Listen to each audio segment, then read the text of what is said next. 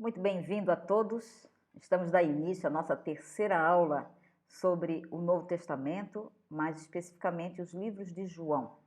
Estamos na caminhada inicial, ainda falando sobre o Evangelho de João. Aqui é a professora Maura Jussá Manuel. Vamos pedir a Deus que Ele nos ajude e vamos caminhar juntos nesse estudo do livro do Evangelho de João. Amado Deus, mais uma vez precisamos de Ti, para que nos capacites, tu toques também no coração de cada aluno, assim como o Senhor tem tocado no meu, com esses textos tão preciosos da Tua Palavra.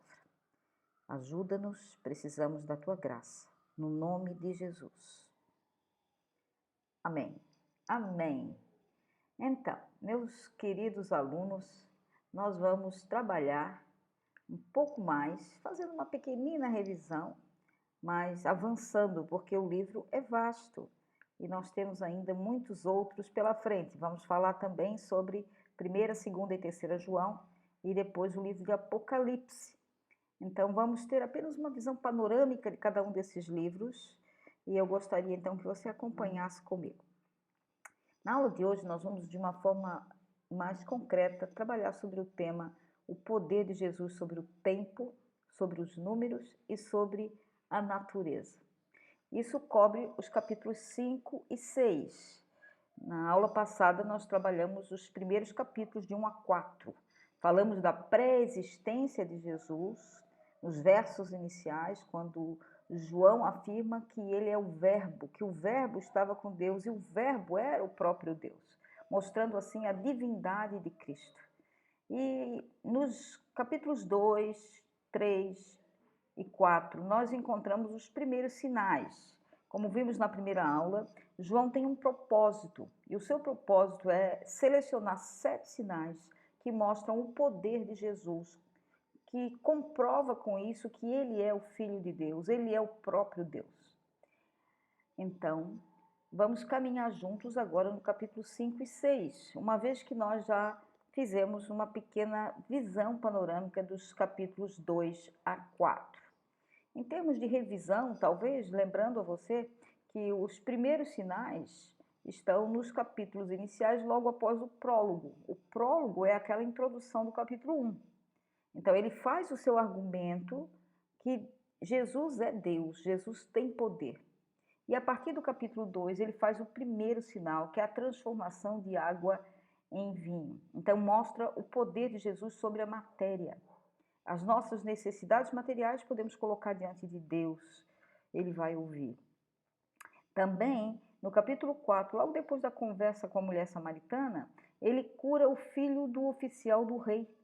E vemos aí o poder de Jesus à distância, porque esse é aquele milagre que Jesus nem sequer vai lá pessoalmente. Ele apenas dá uma palavra e diz: crê, teu filho já está bem.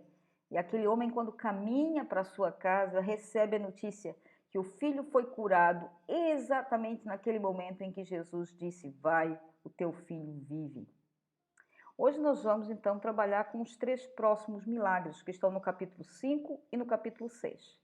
A cura do paralítico do tanque, aquele homem doente há 38 anos, mostrando o poder de Jesus sobre o tempo.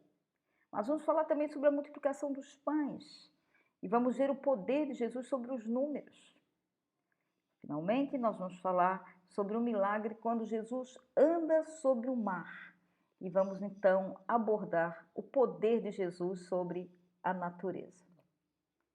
O primeiro sinal é esse texto conhecido e eu gostaria que você acompanhasse na sua Bíblia. O tanque de Betesda, capítulo 5, você vai encontrar aí na sua Bíblia, por favor acompanhe, é muito importante que você abra a sua Bíblia e acompanhe os textos. No capítulo 5, nós encontramos a cura do paralítico do tanque de Betesda. Diz que havia ali então um tanque chamado em hebraico Betesda, que tinha 5 pavilhões, e nele haviam muitos enfermos. Olha o que o texto diz, ele não estava sozinho, aquele homem. Havia muitos enfermos, cegos, coxos e paralíticos, esperando que a água se movesse, porquanto um anjo descia em um certo tempo e movia as águas, e aquela pessoa que fosse a primeira a entrar na água era curada. Aquele homem depositava então toda a sua confiança, toda a sua esperança, toda a sua fé na possibilidade de que um dia aquelas águas se movessem e que ele finalmente seria curado. O que nós vamos perceber é que Jesus tem um outro caminho. O texto diz que ele estava ali, verso 5, há 38 anos. E essa é a ênfase desse milagre. O poder de Jesus sobre o tempo. Aqueles problemas que já estão há muito tempo e que nós talvez pensamos é impossível. Isso é um problema tão antigo que jamais vai ter solução. Então, o que nós percebemos com esse texto é que, ponto número 1, o homem estava doente há 38 anos, como vimos no verso 5. Problema antigo. Talvez também você tenha algum problema, alguma dificuldade, algo por aquilo que está a orar, que você diz, e isso é de muito tempo. Já não vai mais a tempo, como dizemos aqui. Já não há solução, porque é um problema antigo.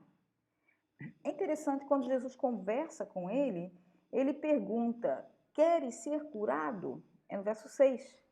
Parece uma pergunta óbvia demais, mas ela é muito importante. Porque, na verdade, o querer ser curado, o querer participar de um milagre é uma questão fundamental. Muitas pessoas se acostumam a um determinado problema, a uma determinada doença, a uma determinada situação na sua vida, e Jesus interroga antes de operar o milagre: queres? Às vezes, as pessoas ficam numa forma muito passiva, acomodadas aos seus próprios problemas e, na verdade, já não querem mais ou não acreditam que aquilo possa ser mudado. A pergunta de Jesus parece óbvia, mas ela é muito importante. Queres ser curado? É interessante a resposta do homem, não é? Porque a resposta não combina bem com a pergunta. Jesus perguntou, queres ser curado? Ele podia dizer sim, quero, ou não, não quero. E a resposta que ele dá parece uma resposta meio de desculpa ou de culpa. Dizer, olha, a culpa não é minha, eu querer, quero. Mas o problema é que não tem ninguém que me ponha na água. Como ele era paralítico, interessante, né? Talvez fosse um cego e dizia, olha, eu também quero, mas só que eu não vejo quando a água move. Cada um tem a sua desculpa. Nós temos muitas desculpas. Mas a verdade é que se nós queremos receber de Deus algum milagre, nós temos que estar dispostos a querer e a participar disso e fazer a nossa parte, sem culparmos os outros, sem nos excusarmos. E aquele homem parece que dá uma resposta que não combina muito bem. O problema é que ele só via uma solução. A sua fé estava no lugar errado. Ele confiava naquele tanque, naquela água. Ele achava que a única maneira de ele ser curado seria a hora que ele mergulhasse naquela água, no momento em que ela se movesse. Isso não acontecia e o tempo passava, já eram 38 anos doente. Muitas vezes as pessoas têm fé no lugar errado, fé na pessoa errada. Algumas pessoas têm fé em objetos, outros têm fé nos líderes religiosos, né? Vão atrás de pessoas que podem curar e não em Jesus. Jesus é aquele que pode curar, é aquele que pode fazer milagres. Mas muitas vezes as pessoas estão a confiar em objetos, estão a confiar em objetos abençoados à distância ou não, confiando que se tocar nisso ou beber aquilo, talvez vão ser curados. Nós temos que ter a fé na pessoa certa, a pessoa de Jesus. Jesus tem poder para curar, mesmo que seja uma doença prolongada. Às vezes a nossa fé só vai até um problema que é recente. Se o problema começou na semana passada, aí nós já podemos orar. Mas já tem 1 ano essa doença, já tem 3 anos, já tem 10 anos. Esse problema é de muito tempo. Então, esse texto nos ensina que nós podemos sim ter fé que Jesus tem poder acima do tempo. Poder que vai mais além, mesmo que a doença seja uma doença prolongada. Amém? Maravilha, não é? Esse é um sinal maravilhoso. No capítulo 6, vem aquele texto tão conhecido, tão importante também, que é a multiplicação dos pães. E esse texto mostra-nos muitas coisas, mas queremos tirar daqui o poder de Jesus sobre os números. Se você abrir o seu texto, por favor, no capítulo 6, a partir do capítulo 6, do verso 1 até o verso 14, ele descreve essa situação de como foi a multiplicação dos pães.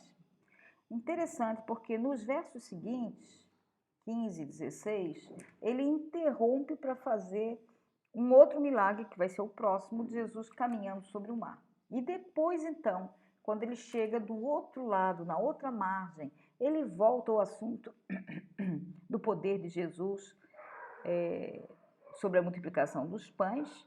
Ele vai comentar isso e ele vai fazer um ensino sobre esse assunto. Então, vamos começar no milagre propriamente dito, que está no capítulo 6, de 1 a 14. O ensino sobre Jesus como pão que desceu do céu vai seguir nos versos depois do próximo milagre. Então, a partir do verso 23, nós vamos falar sobre isso posteriormente.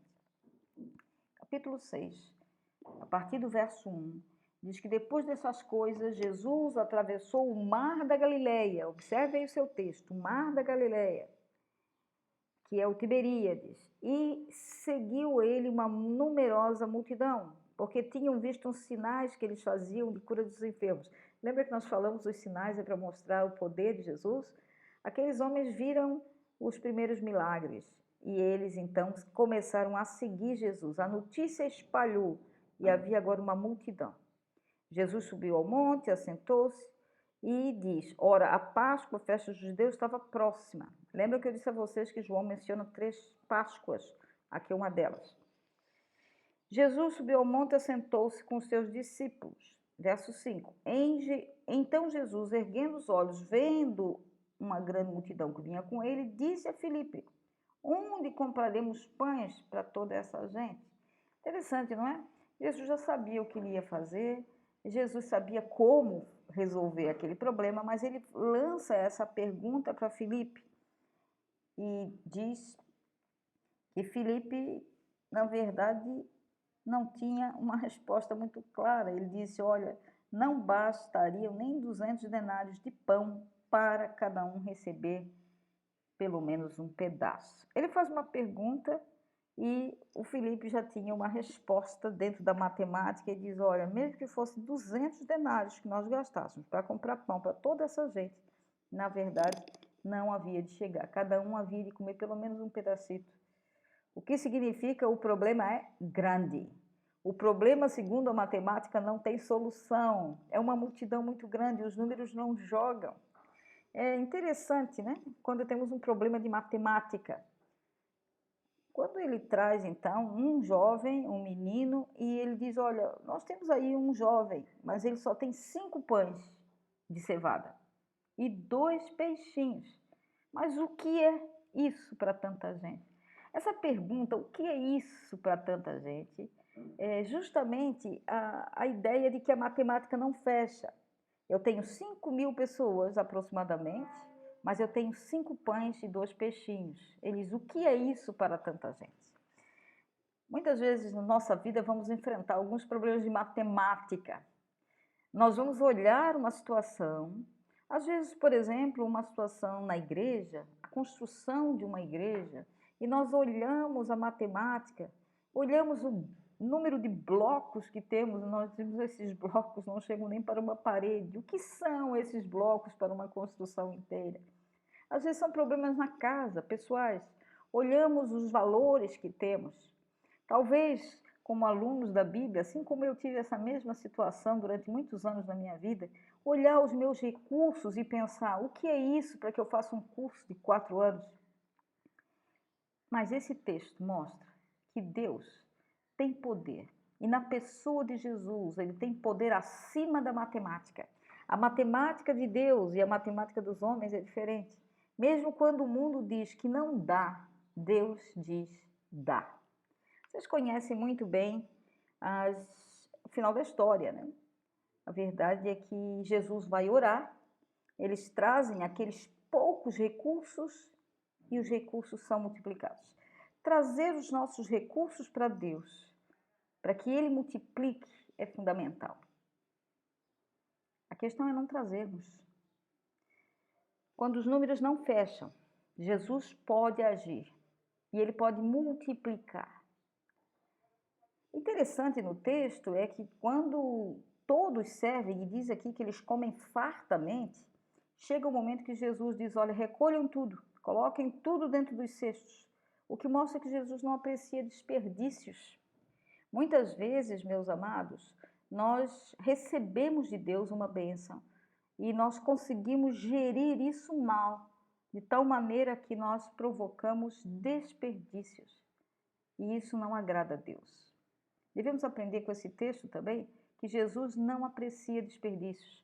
Aquilo que Ele nos dá, nós temos que administrar bem e nós temos que conservar o que resta para que Ele possa ainda nos abençoar ainda mais. Como eu disse, Jesus é o pão da vida.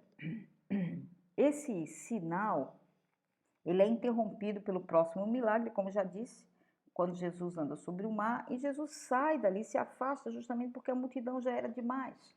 E o texto diz, se você continua lendo nos versos seguintes, que a multidão foi se multiplicando, porque imagina a notícia que tinha alguém que estava a distribuir pão, pão e peixe de graça.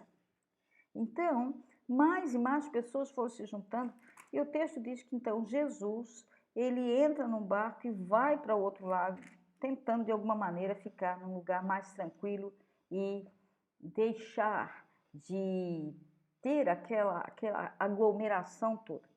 O grande problema é que as pessoas estavam à procura de Jesus só por causa da sua fome física. Todo mundo queria pão.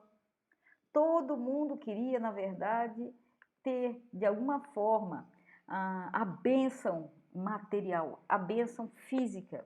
Isso é um problema muito sério, porque, na verdade, meus irmãos, o que acontece? O que acontece é que muitas vezes as pessoas estão preocupadas unicamente com os bens materiais. Muitas pessoas mesmo vão para as igrejas em busca de solução dos seus problemas. Vocês podem lembrar alguns anos atrás, na história da igreja moçambicana, quando algumas igrejas chegaram com propostas de uma teologia de prosperidade, onde prometiam tudo, que as pessoas iam ficar ricas se elas trouxessem os seus bens e dessem à igreja. E muitas pessoas, mesmo pessoas famosas da comunidade, pessoas ricas, começaram a vir com o interesse de aumentar mais o seu patrimônio. Algumas vezes, as necessidades que motivam as pessoas a procurarem Jesus ou uma igreja não é a sua necessidade espiritual, a sua fome espiritual. Algumas pessoas procuram por causa dos seus interesses, dos seus desejos materiais. E é por isso que Jesus vai confrontá-los, questionando: vocês estão vindo atrás de mim por causa do quê? Bem, como diria um bom moçambicano, né? Por causa de mim. Estão me seguindo à procura do quê? Verso 22, observem por favor na sua Bíblia. No dia seguinte, a multidão que ficara do outro lado do mar, lembra que Jesus fugiu para o outro lado, diz aqui, notou que não havia ali senão um pequeno barco e que Jesus não estava ali. O que eles fizeram? Então, eles vão atrás de Jesus, correm atrás de Jesus. Verso 24. Viu a multidão que Jesus não estava ali, então tomaram os barcos e partiram para Cafarnaum atrás de Jesus. Tendo encontrado do outro lado, perguntaram: mestre, como é que chegaste até aqui? Lembra que Jesus tinha ido sobre o mar. Eles ficaram muito admirados porque não tinham visto isso. Verso 26. Respondeu-lhe Jesus: em verdade vos digo, vós me procurais não porque vistes sinais, mas porque comestes do pão e vos fartastes. Essa é uma questão interessante, não é? Porque o que ele está dizendo aqui é: vocês estão à procura de mim, não porque vocês viram os sinais e viram que eu sou o Filho de Deus e vocês perceberam a sua necessidade de mim. Vocês estão à procura de pão de graça. Olha, muitas igrejas encheram na época em que começaram aquelas distribuições de roupas, de comida, e se uma igreja hoje faz qualquer tipo de distribuição, automaticamente as pessoas correm para lá. Não perceberam a sua necessidade espiritual, sua fome espiritual, estão lá por causa de uma fome física, por causa de uma necessidade física. Isso é muito triste, não é? Por isso que Jesus diz no verso 27, trabalhai não pela comida que perece, mas por aquela que subsiste para a vida eterna. Muito interessante isso, né? Porque o que ele está dizendo, olha assim, vocês estão atrás de mim por causa do pão, mas vocês deveriam usar a mesma energia, a mesma vontade, a mesma disposição, o mesmo desejo de buscar a comida física. Vocês deveriam fazer isso pelas coisas espirituais. Irmãos, pensemos bem, quando nós levantamos de manhã, não é verdade isso? Já pulamos da cama a pensar nas dificuldades do dia, como vamos saciar a nossa fome naquele dia, dos filhos, da família. Então, no dia a dia, nós somos movidos com muito esforço para nos alimentarmos fisicamente. Normalmente, conseguimos comer pelo menos uma vez por dia, 2 vezes, talvez 3 vezes por dia. Nos esforçamos pela comida física. E a pergunta é, e o nosso alimento espiritual? Nossa fome das coisas de Deus? O nosso esforço é maior para suprir a fome física, isso é fato. Mas nós somos despertados por esse texto, para realmente também pensar na nossa fome espiritual. Por isso que Jesus faz um paralelo com o maná do deserto, a partir do verso 31. Ele diz, olha, lá no deserto, lembram daquela situação? O povo estava a andar e tinha fome, e Deus mandava o maná que caía do céu. O maná era aquele pão que eles comiam, colhiam e comiam diariamente. E assim eles sobreviveram no deserto. E as pessoas se referiam ao maná como o pão de Deus, o pão do céu. E Jesus aqui corrige a eles e diz, olha, o maná não era o pão do céu. O verdadeiro pão do céu sou eu. No verso 35 ele diz, declarou-lhe Jesus, eu sou o pão da vida. Olha só, quem vem a mim jamais terá fome. O que ele está a dizer é que ele era o verdadeiro maná, ele era o verdadeiro pão do céu, aquele que veio do céu. Lembra que nós falamos nos primeiros versículos que Jesus é Deus e é o pré-existente. Ele vem ao mundo para saciar nossa fome espiritual. Tudo que nós precisamos, irmãos, está em Jesus. Ele supre a nossa fome espiritual. Amém? Maravilha, né? Então, vamos ao quinto e último milagre dessa aula. É o poder de Jesus sobre a natureza. Você tem que voltar para trás um pouquinho, porque eu disse que isso está no meio desse ensino. Veja, João organizava assim, ele contava o milagre e depois dava um ensino. Jesus anda sobre o mar, capítulo 6, a partir do verso 16. O texto vocês conhecem muito bem, não é? Verso 16 até o verso 21. No descambar do dia, os discípulos desceram para o mar e, tomando um barco, passaram para o outro lado, rumo a Cafarnaum. Já se fazia escuro, diz o texto, e Jesus ainda não tinha ido ter com eles. O mar começava a empolar-se, agitando-se com um vento rijo, quer dizer, não era uma temperatura muito boa. Tendo navegado uns 25 a 30 estádios, viram Jesus andando sobre o mar. Mas Jesus disse, sou eu, não temais. E eles de bom agrado receberam e logo o barco seguiu ao seu destino. Nós aqui em Moçambique temos sofrido, vez ou outra, muitos desafios dos desastres naturais. Ventanias, enchentes, até terremotos já experimentamos. E o que nós percebemos é que muitas vezes esses desastres naturais nos assustam, nos amedrontam, e é normal, somos humanos. Mas o texto também mostra-nos que acima da natureza está Jesus, porque ele tem poder sobre a natureza. Então, quando passamos por uma situação como essa, nós temos que lembrar que quem criou as leis físicas Foi Jesus. Quem criou o mundo e tudo que há no mundo, toda a natureza, foi Jesus. Ele participou disso, nós lemos isso no capítulo 1. Ele estava no princípio com Deus, todas as coisas foram feitas por meio dele. E sem ele, nada que foi feito se fez. Então, Deus, na pessoa de Jesus Cristo, ele pode alterar essas leis que ele estabeleceu, ele pode até quebrá-las. Ele criou o mundo, criou a natureza, ele tem poder sobre tudo. Por isso, esse milagre nos ensina que Jesus controla a natureza. Nós podemos orar quando enfrentamos um desastre natural, como um ciclone, um terremoto, uma inundação, porque Jesus é maior do que isso. Fizemos isso recentemente quando estávamos ameaçados com mais um ciclone. A igreja se curvou, a igreja orou. E Jesus pode sim alterar aquilo que os homens já determinaram como uma desgraça, vai acontecer. Mas se nós orarmos, Deus, na pessoa e no poder de Jesus, pode alterar tudo isso. Assim, tirando algumas conclusões para esses 3 milagres que nós estamos a estudar na aula de hoje. Jesus tem poder sobre o tempo.